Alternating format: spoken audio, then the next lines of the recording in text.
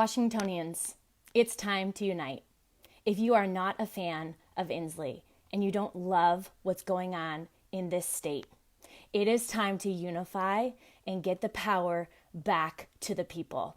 A grassroots movement that has massive momentum and actually impacts this election. I'm calling you to act. Use your influence. Before you check out, let me explain. We all need to be on the same page. Put the pride aside. Let's unify. Culp for governor. Culp for governor, hands down, no questions asked, no other options. But the real kicker, there are only two options on the ballot for lieutenant governor. They are both Democrats. Why are we not demanding a red wave in this state? What if we all got so involved and used our voice and actually made massive change? Don't you think it's time? I think they've awakened the beast. I think it's time to reclaim our state. So here's my proposal, and it's been many of us. There were a lot of people who were trying to decide culp or freed, culp or freed. And we saw that while there were so many options in the Republican side, culp won. Again, culp for governor. Come November, no questions asked. There is no other option. Vote. But when it comes to lieutenant governor, write in Joshua Freed. Here's why.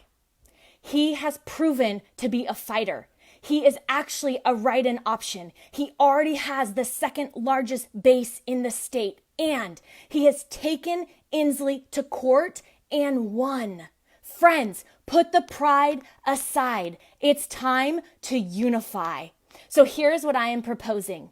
It's called 5 at 5. It's a campaign. I'm not asking for any funds. I'm asking for you to use your voice and your influence. And before you sit there and say, oh, I don't have that much influence, stop it. You have at least 5 people who are safe. And what I mean by safe is that you know they aren't a fan of Inslee. You know they don't love what's going on. And so we are going to come up with a very short text message that you are going to text to 5 people on your safe list. And then you ask them, would you be willing to text 5 people who you know are not fans of Inslee? What will this do?